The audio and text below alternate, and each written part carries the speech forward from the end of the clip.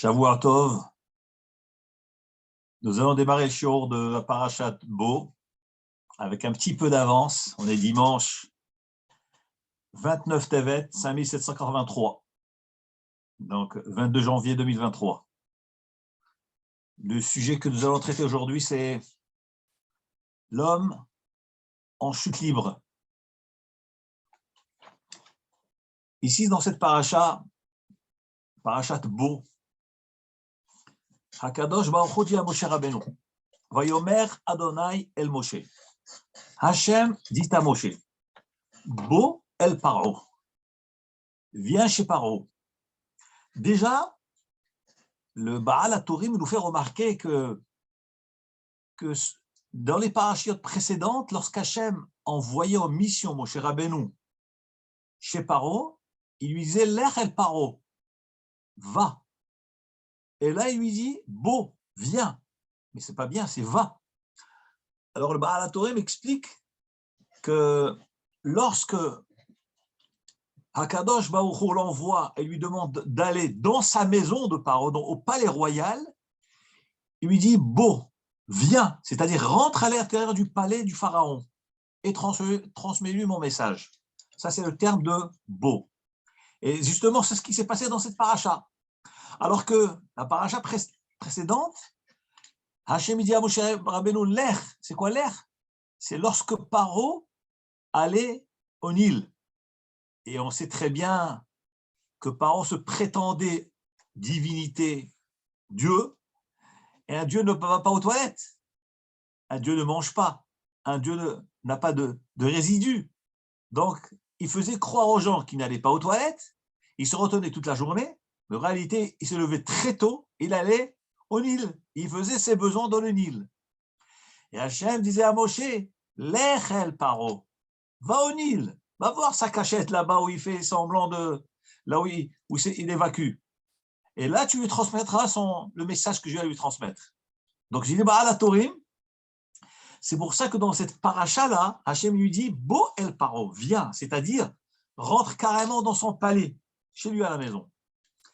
Autre chose, le Baal HaTurim fait remarquer, que veut dire Bo?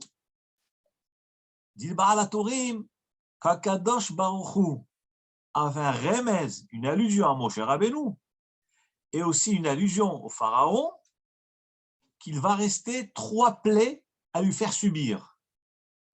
Et le nombre numérique de Bo, Bet et Aleph, qui sont égales à 3, c'est le nombre de plaies qui manquaient. Et effectivement, lorsqu'on observe un peu la paracha, nous voyons qu'il manquait Arbe Chosher Makad Bechorot, la plaie des sauterelles, l'obscurité, et Makad Bechorot, c'est la plaie des aînés, la mort des aînés, des Mitzriim. Donc, dit le Baal HaTurim, Hachem dit à Moshe, Bo el Paro. D'abord, tu vas rentrer dans son palais, dans sa maison, à l'intérieur, et tu vas lui annoncer Bo, c'est-à-dire qu'il y a encore 3 makot, 3 plaies qu'il va subir. On avance. Alors, qu'est-ce que Hachem tenait à transmettre à Paro par l'intermédiaire de Moshe Rabbeinu alav shalom? Il lui dit, Bo el Paro, Moshe Rabbeinu va chez Paro, qui ani ichbadti et libo, car j'ai durci son cœur, vet lev avadav, et le cœur de ses serviteurs. Les Chachamim demandent dans le Midrash, qu'est-ce que ça veut dire? Hakadosh Baruch Hu dit à Moshe Rabbeinu, va chez lui, ne t'étonne pas de sa réaction, parce que de toute façon, je lui ai durci son cœur à lui et le cœur de ses serviteurs. Mais ça veut dire quoi, le cœur de ses serviteurs? Mais tout le monde dépend du pharaon. Qu'est-ce que ça veut dire qu'Hachem a durci le cœur du pharaon et le cœur de ses serviteurs? Et pourquoi Hachem a fait cela? Les Ma'an Shiti, afin que je puisse placer Ototai Ele, ces signes Bekirbo en lui. Rachamim m'explique que le terme Ichbadti, qui veut dire j'ai durci, Hachem, qu'est-ce qu'il dit à Moshe Rabbeinu? Va chez Paro. Ki ani ichbadti et libo, car j'ai durci son cœur. Mais en réalité, la traduction de ichbadti, c'est vrai que en général on traduit par durcir, mais le vrai sens du mot ichbadti, ça veut dire alourdir, parce que ichbadti, ça vient du mot kaved. Kaved veut dire lourd. Donc le vrai terme qu'il fallait utiliser, que Hachem aurait dû dire, puisque c'est Hachem qui parle là, il aurait dû dire et libo, car moi Hachem, j'ai durci son cœur, puisqu'on parle ici de difficulté d'accepter. Le pharaon ne veut pas accepter l'ordre divin. Le pharaon ne veut pas se soumettre. Il ne veut pas libérer les bénis d'Israël. Donc il fallait dire et libo, car moi Hachem, j'ai durci son cœur. Mais nous dit le Midrash que le message qu'Akadosh Baruch Hu transmet à Moshe Rabbeinu à travers le mot Kiani Baditi, car j'ai alourdi, qui veut dire kaved, en réalité, nous dit le Midrash Rabbah dans le chapitre 13, paragraphe 3, Ichbaditi, ça vient du mot kaved. C'est vrai, kaved veut dire lourd, mais ça nous rappelle un membre du corps qui s'appelle le kaved. Le kaved, c'est quoi? C'est le foie. Le foie se dit kaved. Nous dit le Midrash Rabbah, car moi j'ai transformé son cœur en foie. C'est intéressant comme idée. On a un cœur et on transforme le cœur en foie. Donc c'est un corps ou c'est un foie? Nous dit le Midrash quelque chose de très intéressant. Normalement, le cœur, il est dur. Il peut se ramollir. On dit certains ont le cœur dur, d'autres ont le cœur mou, d'autres ont le cœur sensible. Mais le phénomène du foie, c'est vrai que c'est pas le sens figuré. C'est pas le sens propre, mais c'est un sens figuré. Mais dans la réalité des choses, aussi, vous prenez un cœur d'un animal, vous faites cuire, ben il se ramollit. Il est plus mou quand on le mange, quand il est bien cuit. Mais le phénomène du foie, c'est extraordinaire. Vous prenez un foie, vous le faites cuire une première fois, donc à la base, il est mou, il est plus mou que le cœur. Vous le faites cuire une fois, il durcit. Vous faites recuire une deuxième fois, il redurcit. Plus vous allez faire cuire, plus il va durcir. Nous dit le Midrash Rabbah, qui ani hichbadti et libo. Moshe Rabbeinu, sache, je te révèle quelque chose. Ce pharaon-là, j'ai durci son cœur comme un foie. Ce n'est pas un foie qui se ramollit. Il ne se ramollira pas du tout. Il ne va pas se ramollir. Il ira de pire en pire. Plus je vais lui envoyer des plaies et des souffrances, plus il va se durcir et plus il va se révolter. Ki ani ichbadeti et libo, car moi, Hachem, j'ai transformé son cœur comme un kaved, comme un foie, que ce foie ne se ramollit jamais. C'est ainsi qu'Akadosh Baruch Hu a transformé le cœur du pharaon. Pourquoi Hachem a fait cela? Nous lit la Torah à la suite.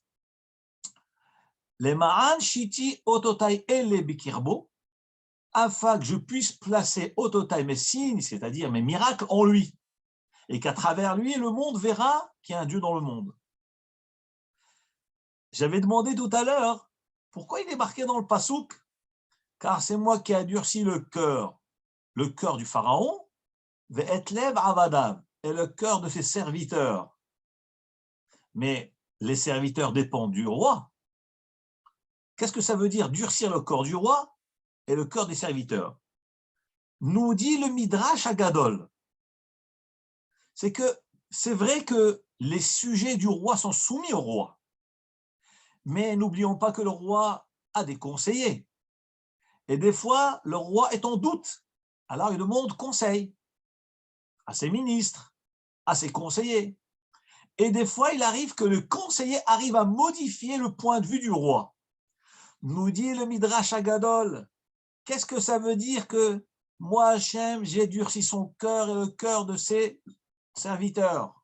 Dit le Midrash, lorsque le pharaon avait le cœur dur, alors, ou bien, lorsque les serviteurs avaient le cœur dur, Alors, le corps du pharaon était mou. Lorsqu'il avait le cœur mou, le pharaon avait le cœur mou, c'est-à-dire, il réfléchissait, il disait, mais ça ne vaut pas le coup de faire souffrir ces juifs, il faut les laisser partir. Hakadosh Baruch Hu durcissait le cœur de ses serviteurs. Et eux lui donnaient le mauvais conseil, le bon conseil, de ne pas les libérer. Et lorsque les serviteurs avaient le corps mou et disaient au roi, mais Sa Majesté, mais laisse-les partir. On te conseille, c'est pour ton bien, pour le bien du pays, de la nation, laisse-les partir. Eh bien, qu'est-ce qu'Hachem faisait? Il durcissait le corps du pharaon. Donc, lorsque la Torah nous dit « J'ai durci le corps du pharaon et de ses serviteurs », c'est qu'à tour de rôle, Hakadosh Baruch Hu jonglait de l'un à l'autre.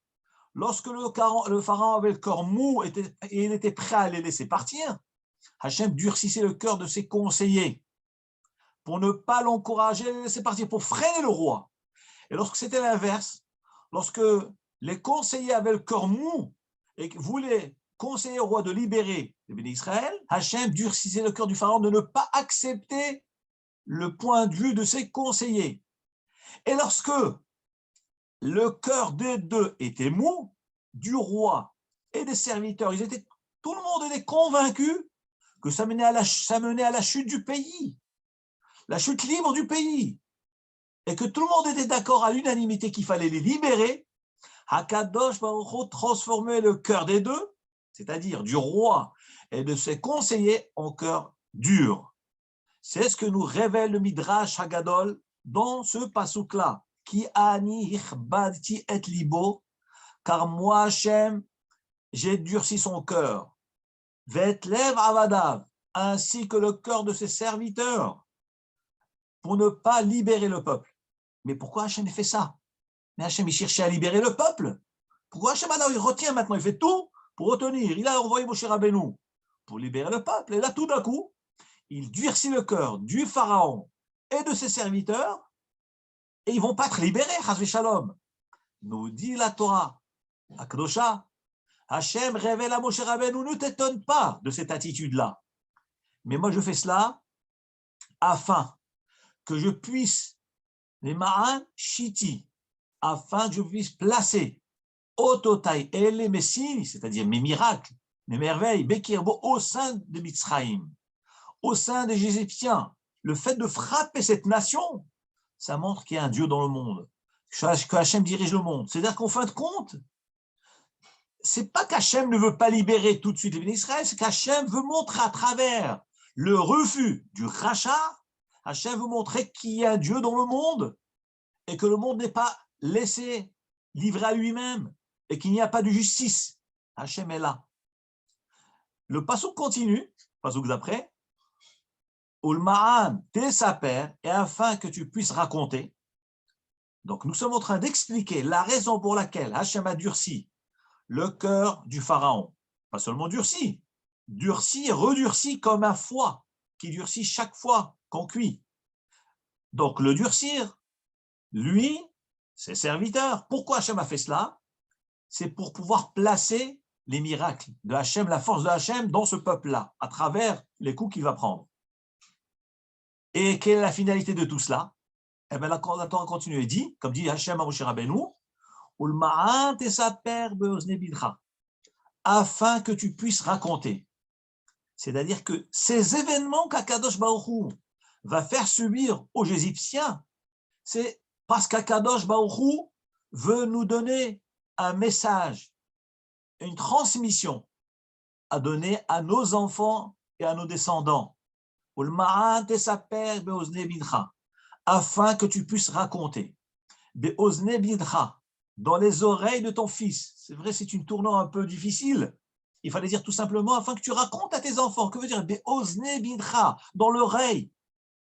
Quoi, chuchoter dans l'oreille?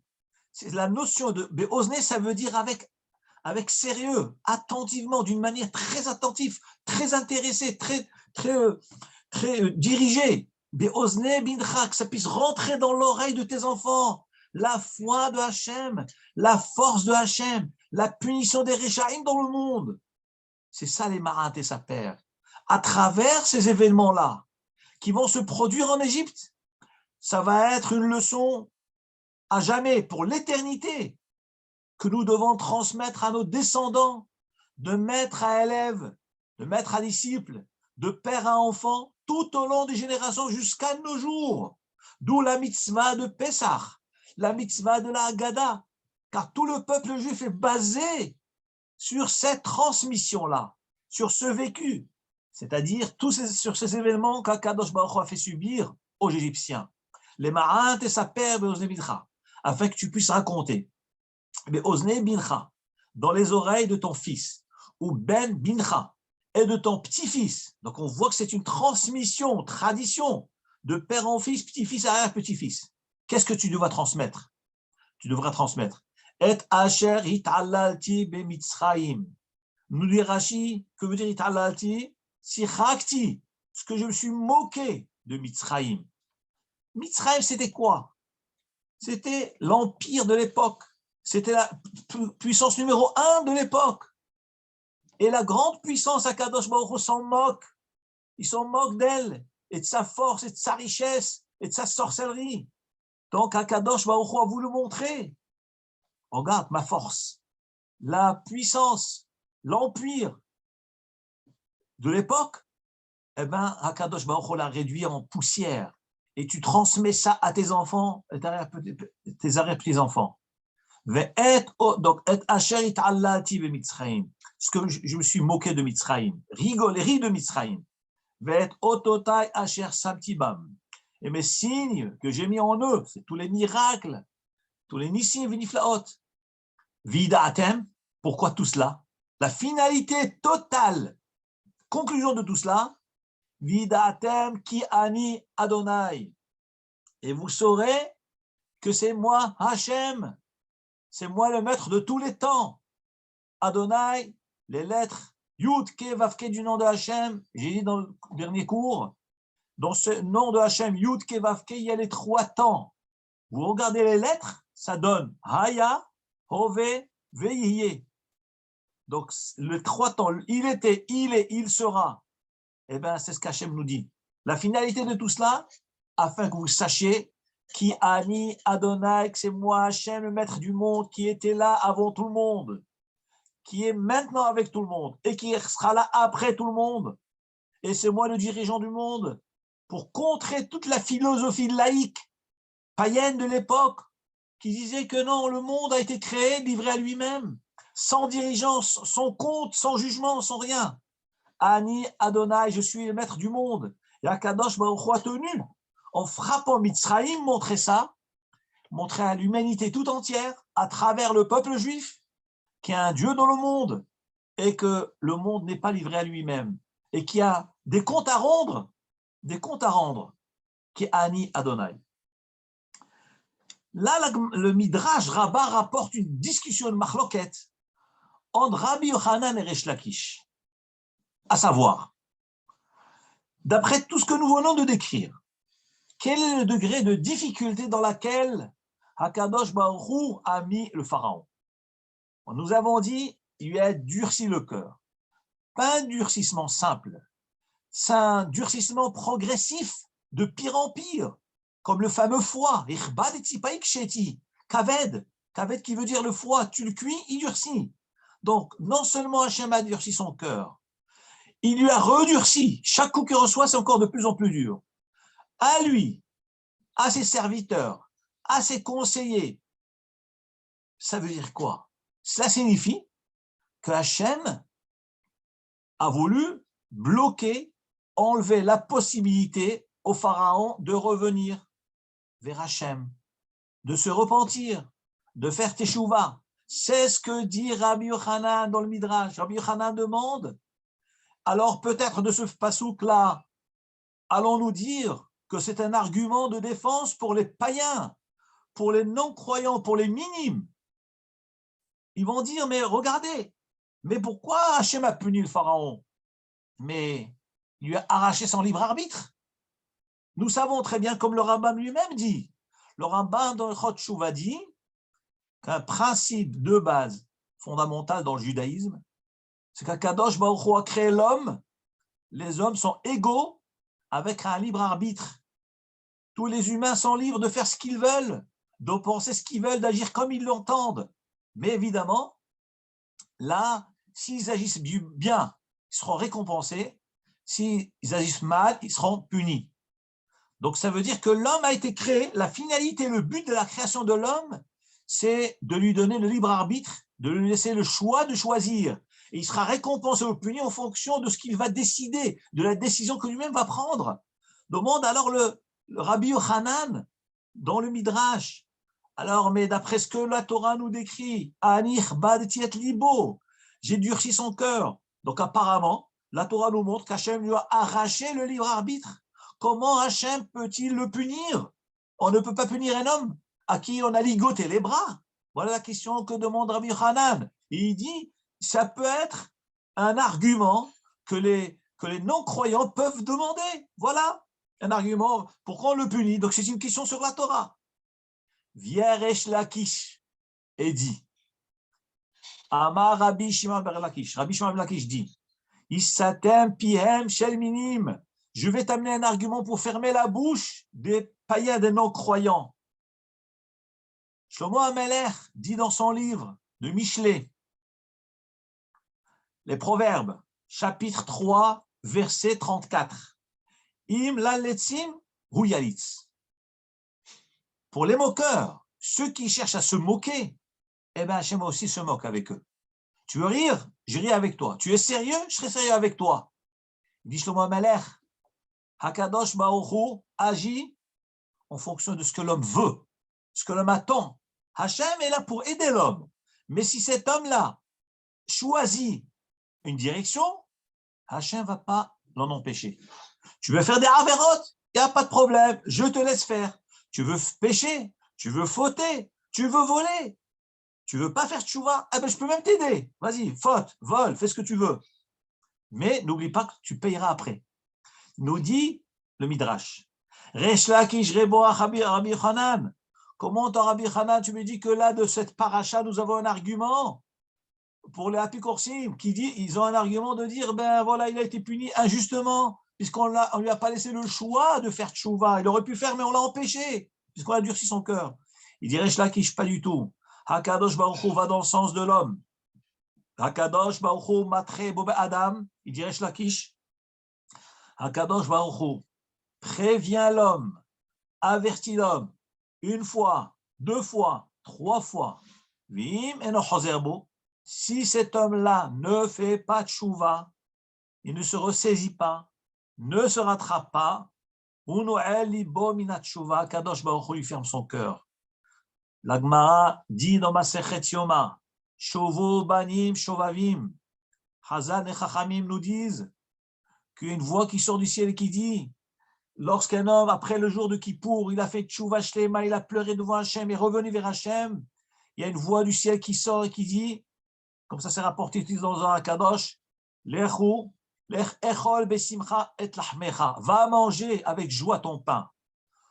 Ushte et bois avec joie de cœur ton vin, kirasa Hachem, car Kadosh Baruch Hu a accepté ta prière et ta tchouva. Hakadosh Baruch Hu ne cherche que ça. Il ne cherche que la tchouva de l'homme, il ne cherche que faire du bien à l'homme. Mais on parle d'un homme qui réfléchit, un homme qui se ressaisit, un homme qui montre qu'il veut, même s'il n'arrive pas à tout faire, mais il montre, il a de la bonne volonté, il est de bonne foi, il essaye. On lui dit, ça sort de rouler Shabbat en voiture, ça sort d'allumer le feu Shabbat. Il dit, ah, je ne savais pas, je n'ai pas grandi dans une famille Torah, ok, je vais essayer. Alors maintenant, qu'est-ce qu'il fait? Eh bien, il va essayer de ne pas prendre la voiture. Hachem, il voit ses efforts. Le bonhomme n'a jamais mis les tefilines. On lui dit, vous savez, c'est une mitzvah de mettre les tefilines. Un juif de mettre les tefilines tous les jours. Jamais raté un jour. Il dit, je n'ai pas appris. Il dit, donnez-moi les tefilines, je vais les mettre. Il commence à mettre. Il met une fois sur deux. Hachem, il voit ses efforts. Hachem est content de lui. Hachem va l'encourager. Donc, l'homme montre la volonté. Mais celui à qui on dit, attention, il est interdit de faire telle ou telle chose. Il refait une fois. Il continue, on dit, mais ça sort, on vous a déjà dit que c'est interdit. Il refait une deuxième, troisième fois. Nous dit le Midrash, Hakadosh Baruch Hu lui ferme le cœur de la tchouva. Moralité, c'est que l'homme lui-même se ferme son cœur. Quand on lit les mots du Midrash, il n'y a pas marqué qui c'est qui lui ferme le cœur. Il y a marqué Hu Noël Libo. Qui c'est Hu? Je ne sais pas. On peut dire c'est Hachem. Mais en réalité, ça peut être l'homme lui-même, par sa mauvaise conduite répétitive. Lui-même se déclenche un phénomène, il rentre dans un engrenage, il devient victime de son habitude, de ses mauvaises habitudes, et lui-même, il se bloque, il s'auto-bloque, bloqué lui-même. Noël et libo minatchouva, il bloque son cœur du repentir, et Hachem, il le met dans cet état-là, pourquoi Hachem le bloque de faire tchouva? Peut-être laisse-le. Il a fauté 3 fois, 5, 10, laisse-le. Il fera un jour tchouva. Non. Nous dit Resh Lakish dans le Midrash. Pourquoi Hachem le met dans cet état-là de blocage? Afin de lui réclamer ce qu'il a le dû, afin de le punir sur toutes les fautes qu'il a commises. Afkan paroracha. Nous dit le Midrash, là aussi dans la paracha de cette semaine, Paro Haracha, le pharaon. Keval Shishigera Kadosh Baruch Hu Hamesh Pamim. Kadosh Baruch Hu a envoyé Moshe Rabbeinu 5 fois. Il dit Shalach Ta'ami, laisse partir mes enfants, laisse-les partir. 5 fois, Moshe Rabbeinu lui a parlé. 5 fois, pas une, pas deux, pas trois. Le Midrash il parle de 3, mais Moshe Rabbeinu a eu 5 fois, dit le Midrash. Et après tout cela, le Paro refuse. Donc tu refuses, donc tu es décidé. Tu comptes sur ta position.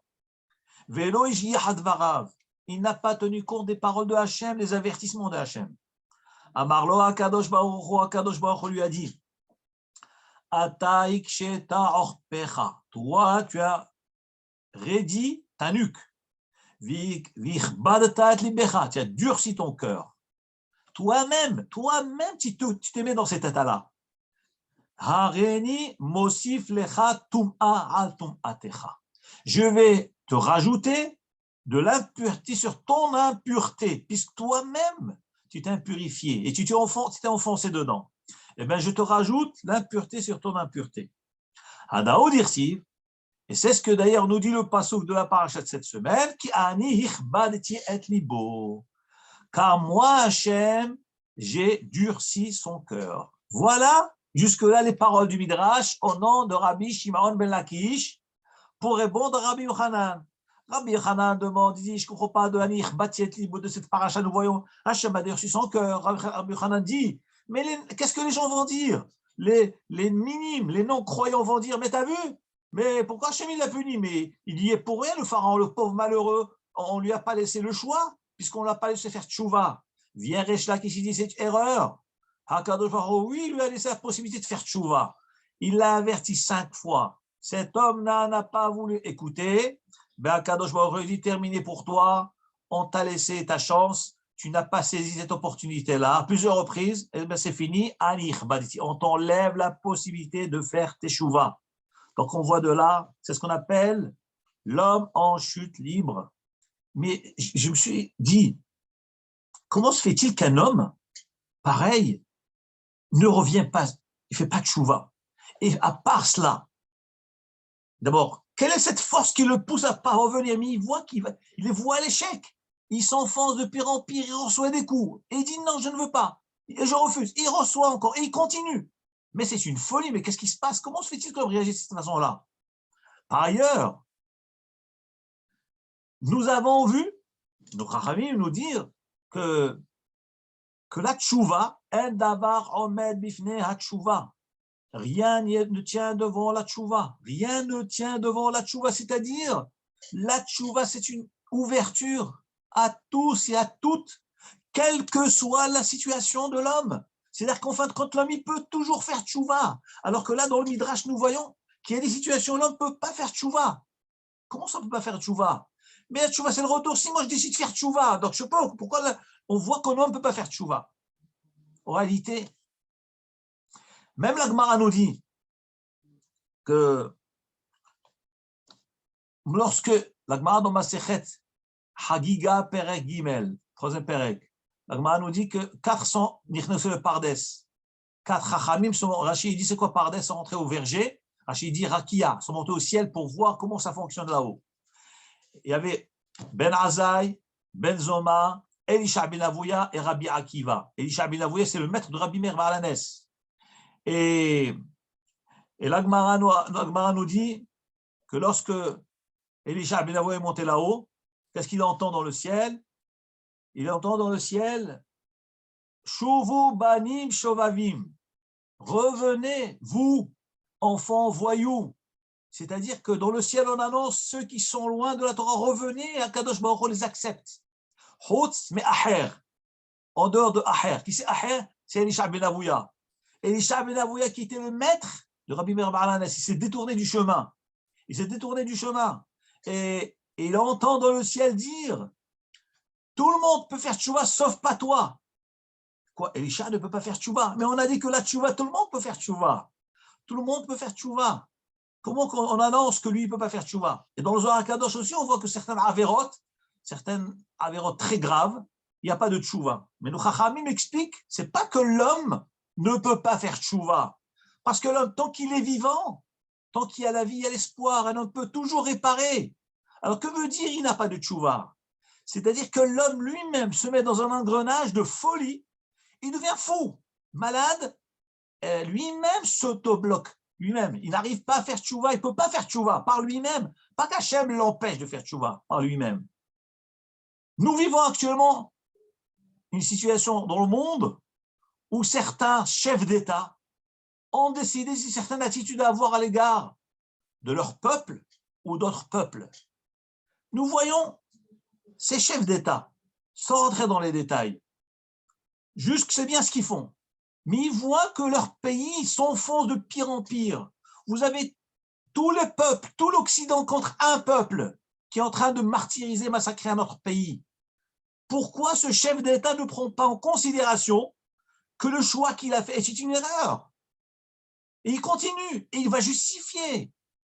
Il va s'enfoncer de plus en plus, mais il va finir par subir, il détruit il détruit tout son pays, toute son économie. Mais comment se fait-il?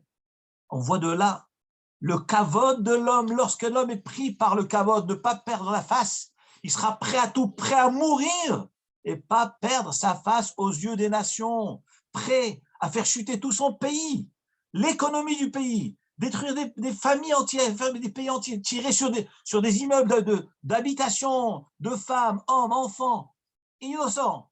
Pourquoi? Parce que l'être humain rentre dans une folie, on n'arrive plus à faire marche arrière.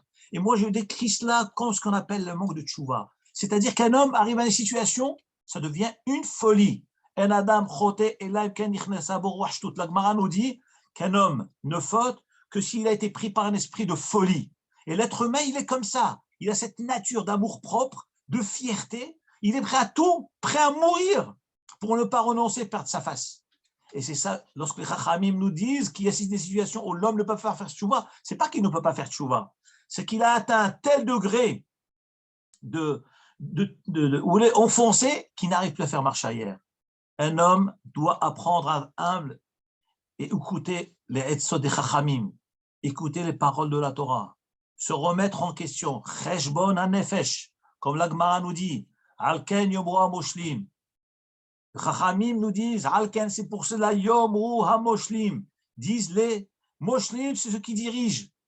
Bou cheshbon, faisons les comptes. Alors les dirigeants doivent faire des comptes. Les Chachamim nous disent, qu'est-ce que c'est les dirigeants? Il y a des gens qui arrivent à diriger le monde entier, qui arrivent à diriger leur pays et à terroriser leur pays, mais ils n'arrivent pas eux-mêmes à se diriger, ils n'arrivent pas à se contrôler eux-mêmes. Il dit, la Gemara a dit, Moshlim, Eloham Moshlim Beitzram. Qu'est-ce qu'on appelle un dirigeant? Qu'est-ce qu'on appelle un homme fort? C'est celui qui est capable de triompher de ses passions. Il fait triompher sur ses propres passions. L'homme se maîtrise si un homme n'a pas de maîtrise. Il dirige quoi? Il domine quoi? Il domine rien du tout. Tu n'arrives pas à te contrôler toi-même. Et la Mishnah dit dans Pirkei Avot, Ezeo Gibor, qu'est-ce qu'on appelle un homme fort? Ha-kovesh et titzro, c'est celui qui triomphe de ses passions. Et c'est ça ce qu'on appelle le vrai fort. Yomra Moshlim, c'est pour cela que disent les Moshlim, les dominateurs. Qui c'est les dominateurs? Ha-Moshlim Beitzram, il faut se dominer soi-même. C'est ce qu'on appelle un vrai dominateur. Un vrai fort, c'est celui qui est capable de se maîtriser, de se contrôler, de reconnaître s'il a tort. Lorsqu'on a tort, eh ben, écoute, tu dis, tu as fait une erreur. On accepte, l'erreur est humaine. Mais un homme qui va foncer dans le mur parce qu'il ne veut pas perdre la face, ça c'est voué à l'échec. Et c'est ce que le Chachamim appelle il n'y a pas de tchouva. Il y a des situations où l'homme ne peut pas faire tchouva parce qu'il est tellement foncé dans ce qu'il est qu'il n'arrive plus à faire marche arrière.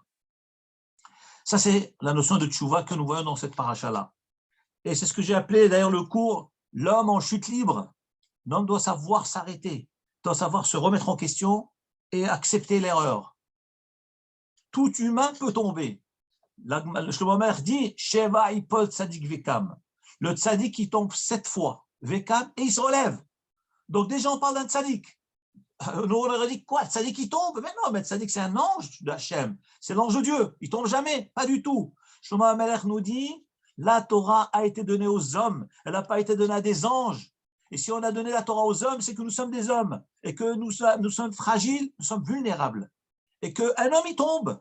Et ça se comprend. Et Hachem, c'est pour ça qu'il y a le Kippour chaque année. Le Kippour, ce n'est pas seulement pour les voyous, ce n'est pas seulement pour les gens loin, c'est pour aussi les Talmidei Chachamim, parce que tout le monde tombe. Sheva Ipol Tzadik, 7 fois le Tzadik qui tombe, Vekam, et il se relève.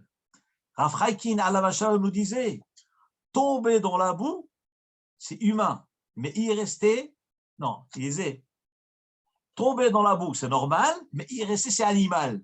Rav Chaikin disait. Le Rav nous disait que tomber, c'est normal quand on tombe dans la boue. Qui ne tombe pas? Mais y rester dans la boue, ça c'est animal. C'est animal de rester dans la boue. Tu te relèves, tu te laves, tu te remets propre, tu changes tes habits, et bien tu aurais d'avoir une nouvelle page dans la vie. Mais qui n'a pas d'échecs dans la vie? On a tous des échecs. Et la vie, elle est faite ainsi. Il faut sans arrêt travailler, se maintenir. C'est ça la vie. Et jamais se décourager. Une autre idée dans la paracha, très intéressante pour un peu de temps, il nous reste un peu de temps. À la fin de le paracha de Bo, donc vous constaterez que dans cette paracha, on parle de pas mal de mitzvot, la mitzvah de Tfilin, l'écrit tu mettras des signes sur ton bras, sur ton front. Et qu'est-ce qui a marqué dans le Tfilin? Il a marqué la sortie d'Égypte. Qu'Hachem nous a fait sortir d'Égypte, etc. Je vais vous lire le Ramban à la Torah, ce qu'il dit. À la fin de ce commentaire de Rabbeinu Moshe bar Nachmanide, il écrit à la fin de cette paracha-là, Ve'ata omar lecha klal beta'am mitzvot rabot. Là, je voudrais te donner un grand principe dans la raison de beaucoup de mitzvot de la Torah. Il dit que une des raisons, un principe dans la majeure partie des mitzvot de la Torah. Il dit Rashi, le Ramban, qu'à l'époque, il y avait plusieurs philosophies dans le monde. C'est ceux qui disaient qu'il n'y a pas de Dieu dans le monde, ceux qui disaient non, il y a Dieu dans le monde, seulement il n'intervient pas dans le monde, il laisse le monde fonctionner. D'autres disent non, il n'intervient seulement pas d'une manière individuelle. Donc il y avait plusieurs théories dans le monde, laïque, chez les Ovdei Avodah Zara. Mais Akadosh Baruch Hu, à travers ces mitzvot qu'il nous a donnés, nous dit qu'est-ce qu'Hachem a fait pour écarter toutes ces fausses idéologies? Hakadosh Baruch Hu a fait des grands miracles en Mitzrayim pour montrer qu'il dominait la nature, qu'il dominait le monde et à tous les niveaux, puisqu'on voit que les makot, ça touche l'eau, ça touche l'air, ça touche la vie, avec la makat Bechorot. Donc à tous les niveaux, différentes étapes du monde, Hakadosh Baruch Hu a pu maîtriser, donc, pour montrer à l'humanité que Hachem dirige le monde. Maintenant, à travers cela, Hachem montre qu'il est là, qu'il existe. Alors, vous allez me demander, alors Hachem n'a qu'à faire des miracles, même de nos jours. Comme ça, l'humanité tout entière va voir la présence de Hachem et ils vont faire tchouva, ils vont revenir vers Hachem. Alors, dit le Ramban, Uba'avour ki Hakadosh Baruch Hu, car Hakadosh Baruch Hu lo ya'aseh otumofet bechol dor le'enei kol rasha ou kofer. Hachem ne va pas s'amuser à faire des miracles pour chaque rachat et chaque athée. Hachem il fait le miracle une fois, historique, devant le Ham Israël, devant toutes les nations. Tout le monde a vécu, tout le monde a vu cela de ses propres yeux, et ça reste historique. Il dit, Tzavé, Otanu, Shenaase Tamid Zikaron. Comme Akadosh Baruch Hu, à un moment historique de la sortie d'Égypte, a fait tous ces événements-là, il s'est révélé. Alors, Akadosh Baruch Hu a voulu qu'on en garde un souvenir de tout cela, de ces événements qui vont rester historiques tout au long des générations. Qu'on puisse transmettre tout cela à nos enfants, d'une génération à une autre. Et d'ailleurs, c'est pour cette raison-là que nous voyons la gravité de l'interdiction de manger du chametz à Pessah. Parce que, étant donné que c'est la période de Pessah, c'est une période qui est liée à ces événements-là, des miracles de Hachem, de la révélation de Hachem à l'humanité tout entière, donc toutes les halachot liées, les lois liées à ces fêtes sont très graves. Par exemple, consommer du chametz à Pessah. C'est pour ça que Hakadosh Baruch Hu a voulu qu'on inscrive tous ces mitzvot-là et qu'on puisse les inscrire et les mettre portés sur notre bras. C'est les tefillin shel yad. Les porter sur notre tête, entre nos yeux, c'est les tefillin de la tête. Les inscrire sur les mezuzot de nos portes, puisque la mezouza aussi, elle parle de la sortie d'Égypte.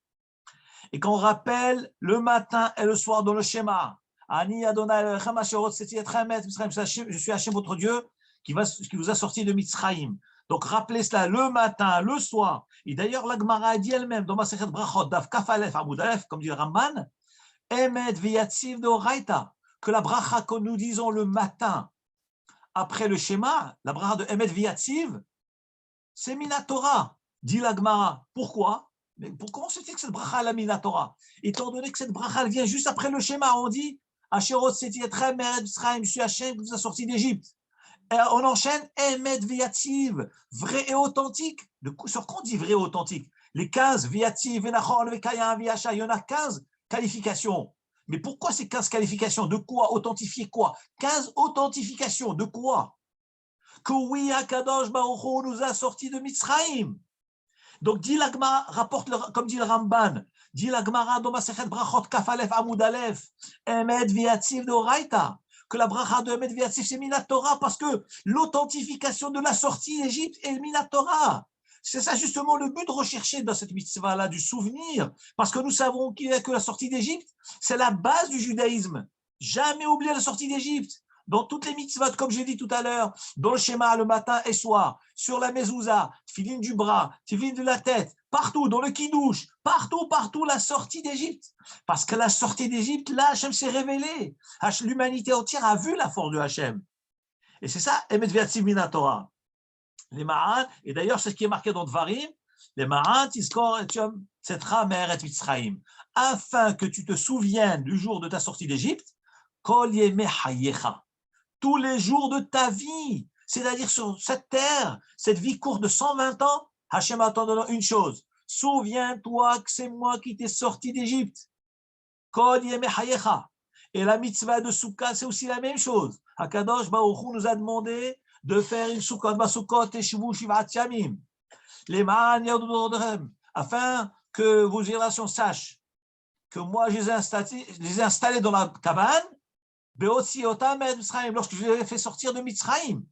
Donc on voit la soukha aussi Mitzrayim.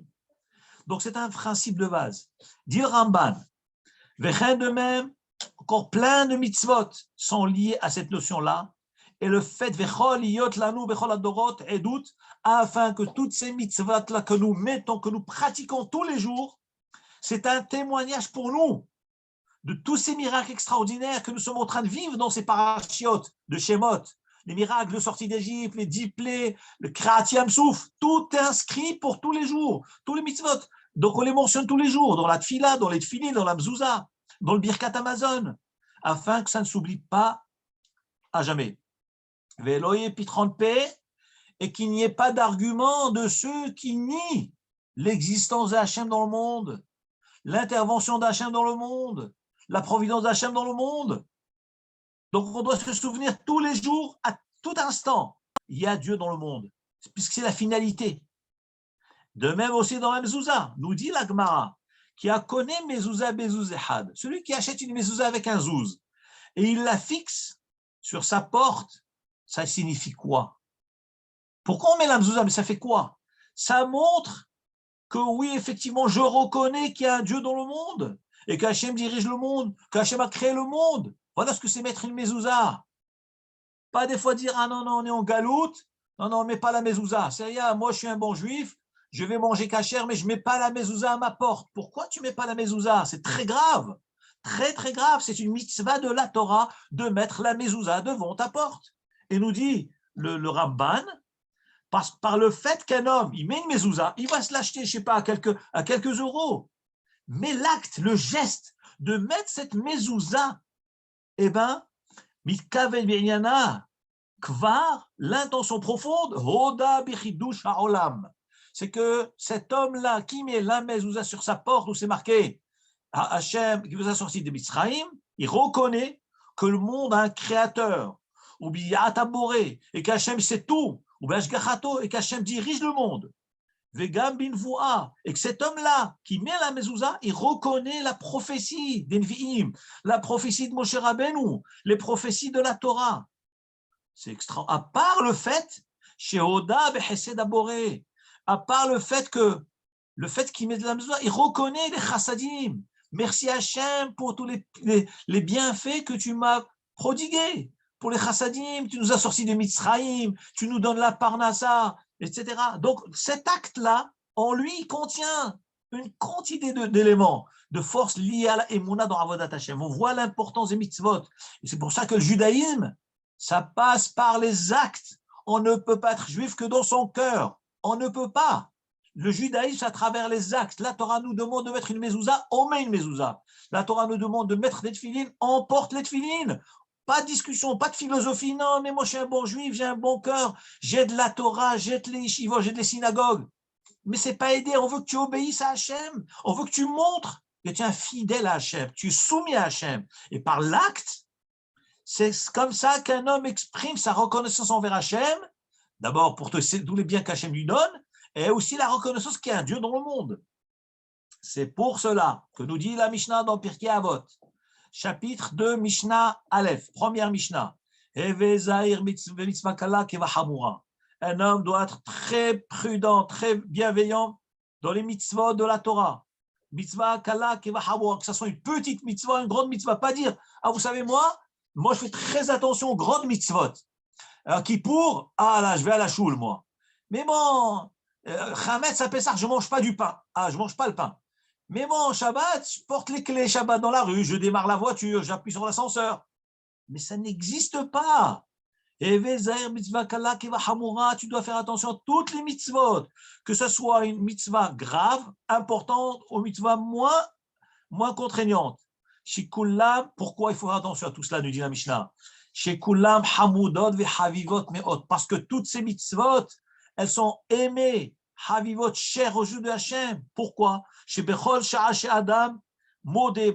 Parce que chaque fois qu'il fait la mitzvah, il reconnaît qu'il y a un Dieu dans le monde. Il reconnaît qu'il obéit à Hachem. Il obéit qu'il a un maître. Le bonhomme qui ne fait pas les mitzvot, c'est qu'il reconnaît pas qu'Hachem, il ne veut pas se soumettre à lui. Le fait de refuser les mitzvot, c'est le refus de la soumission. Se refuser de se soumettre à Hachem, c'est que tu ne reconnais pas le roi. C'est que tu n'as pas peur de lui. Et si tu n'as pas peur de lui, c'est que tu peux même dire, il n'est pas là. Il n'existe pas, chas v'shalom. C'est ce qu'il dit le Ramban. Parce que chaque fois qu'il accomplit les mitzvot d'Hachem, il reconnaît l'existence d'Hachem, il remercie Hachem. Et la finalité de toutes les mitzvot de la Torah, c'est quoi? Il ne faut pas oublier le but. Le but final de l'accomplissement de mitzvot, pourquoi Hachem demande de faire des mitzvot? Qu'on croit la croyance profonde qu'il y a un Dieu dans le monde. Et qu'on le remercie, qui nous a créés. Comment j'exprime cela? C'est à travers l'obéissance à ce qu'il me demande. Un papa me demande, mon père me demande, fais ça. Si je fais, donc je reconnais que c'est mon père. Je suis soumis à lui. Je reconnais ses bienfaits. Mais si je refuse, donc je ne reconnais pas que c'est mon père. Vous imaginez la gravité que c'est très grave. Donc il faut accomplir les mitzvot. Et c'est la finalité de la création, dit le Ramban. Si on nous demande quelle est la finalité, le but final de tout cela, de la création, c'est que tu obéisses qu'il y a un maître dans le monde. Car nous n'avons aucune autre raison de la vie que si ce n'est celle-là qui est obéir à Hachem. Et le seul désir qu'Hachem attend de nous, qu'est-ce qu'Hachem attend de nous? Une seule chose Hachem attend de nous, qu'on le reconnaisse en tant que Dieu, en tant que maître, en tant que créateur, et qu'on le remercie. La finalité de la création tout entière, c'est il y a un Dieu dans le monde. Oui, mon maître, je suis ton fils, je suis ton serviteur. Comment je fais cela? En obéissant à ce que tu me demandes. Si je n'obéis pas, c'est que je ne reconnais pas. Voilà ce que dit le Ramban. Qu'Akadosh Baruch Hu, Yezake Otanu, qui nous donne beaucoup de mérite, qui ouvre notre cœur de se rapprocher de lui, et qui nous, parce qu'Hachem il nous aime, Hachem il aime ses enfants. Hachem il veut que tous ses enfants reviennent. Chouvu, Banim, Shovavim, Hachem il dit, je vous en supplie, mes chers enfants, même les voyous, revenez, je vous aime, je veux que vous reveniez, je veux que personne ne manque à cet appel-là. Et que très bientôt, Bezrat Hachem, on puisse mériter la reconstruction du Beth Amikdash et l'arrivée du Mashiach très bientôt. Hazak ou Baruch, et passez une très très bonne semaine. À bientôt.